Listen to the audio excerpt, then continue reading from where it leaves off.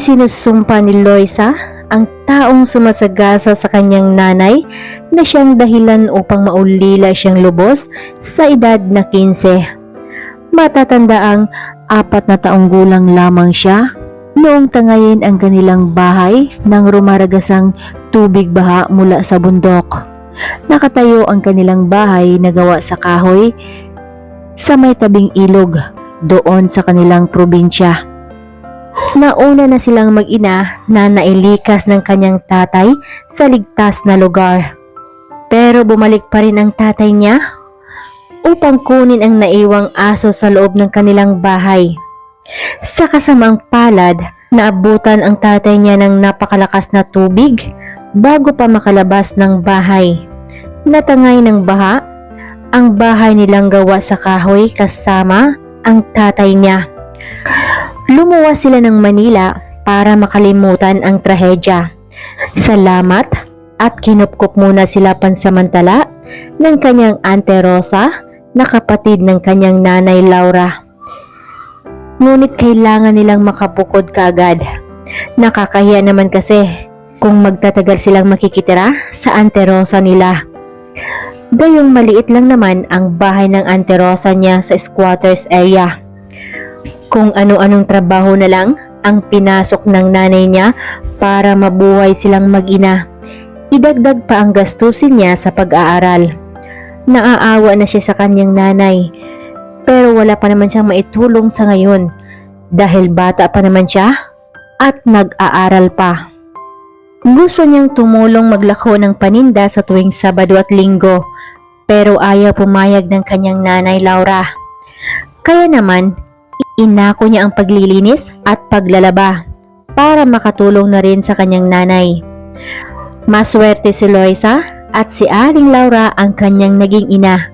Kaya naman, pinapangako niyang sa oras na siya ay makapagtrabaho na, titigil na ang kanyang nanay sa paglalako. Kumakanta-kanta pa si Loisa habang nagsasampay, pampapawi ng pagod, dulot ng paglalaba. Nang biglang binulabog siya ng nakakabinging sigaw ng kanyang pinsan na si Sarah. Ano ba yun, Sarah? Kung makasigaw ka dyan, para kang nakakita ng multo. Pagbibiro pa niya. Magkaedad lang sila ni Sarah at magkaklase pa sa isang eskwelahang pinapasukan. Loisa, si Ante! Humahangos na wika nito. Si Ante! Halata ang sobrang takot sa mukha ng pinsan. Nanlamig bigla si Loisa. Napatakbo pala siya patungong hospital na nakatapak lang at basang-basa ang damit dahil sa paglalaba. Nagmistula siyang baliw sa kanyang inaasta habang tumatakbo sa loob ng hospital na wala man lang direksyon kung saan patungo. Lois, dito tayo! Paghila pa ni Sarah sa kanyang kamay. Mabuti na lang kasama niya ang pinsan. Kung hindi, malamang pati siya masagasaan na rin sa kalsada. Nasagasaan ang kanyang mama habang naglalakad sa tabing kalsada. Nabitbit ang basket na puno ng paninda. Hindi matatanggap ni Loisa na nagkamali ang kanyang mama sa pagtawid. Sigurado siyang ang driver ang may kasalanan. Saktong pagdating nila sa emergency room, nang inihanda ng ilabas ang mama niya. Pumano na raw ang babae na ang tinutukoy ay ang kanyang ina. Naglumpasay si Loisa. Hinding-hindi siya makakapayag na ganun-ganun na lang siya basta kabilis iwanan ng kanyang mama. Ni hindi man lang sila nakapag-usap. Ang saya-saya pa ng mama niya kanina bago umalis. Huwag na daw siyang tumulong maglako. Ang dapat daw, i-priority niya ang pag-aaral. Napatango na lang si Loisa. Hindi niya sukat akalain na yun na pala ang huling pag-uusap nila ng kanyang nanay.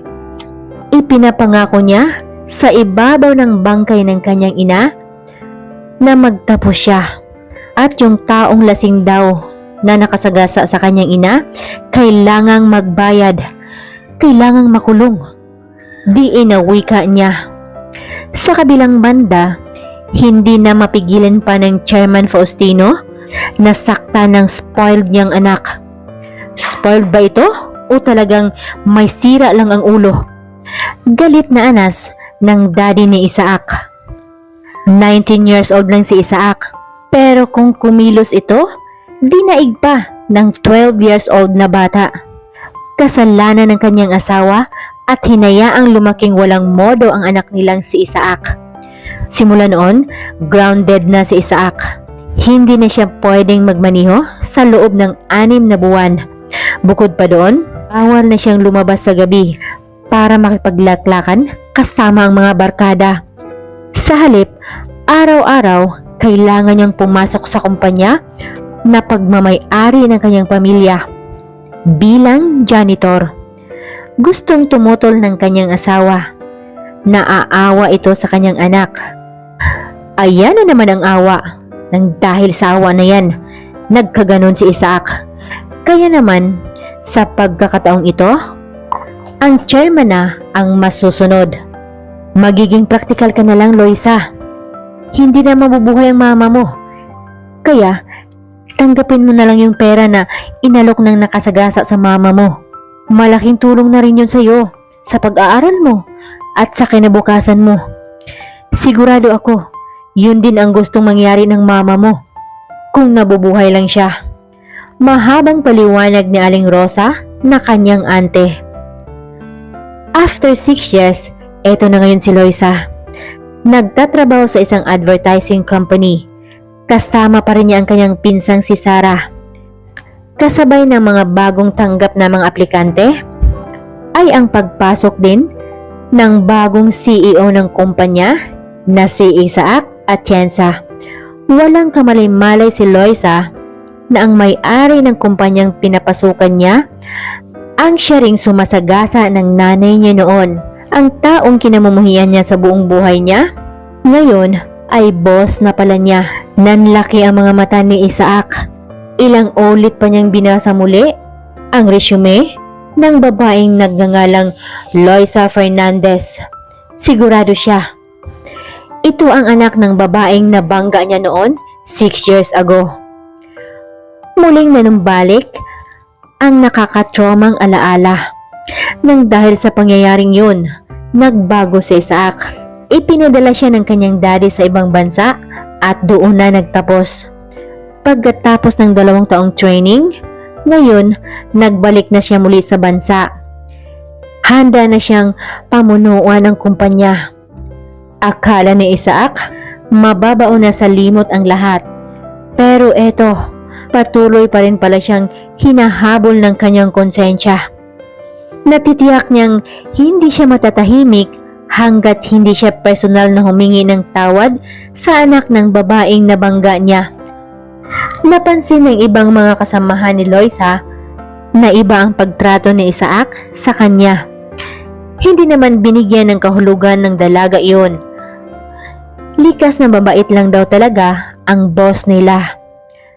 Hindi naniniwala si Loisa kahit marami na siyang naririnig na chismis tungkol sa ugali ng kanyang boss noon.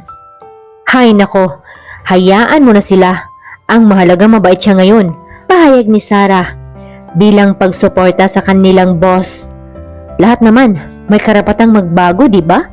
Dagdag pa ni Sarah. Na sinang-ayunan naman ni Loisa. So, kung sakali ba na magkita kayo ng taong nakabangga kay ante at taos-pusong humingi ng tawad sa'yo, mapapatawad mo ba? Seryosong tanong ni Sarah. Ibang usapan na yun. Diretsahang sagot ni Loisa. Hanggang ngayon kasi, hindi pa rin niya matatanggap ang biglaang pagkawala ng kanyang mama.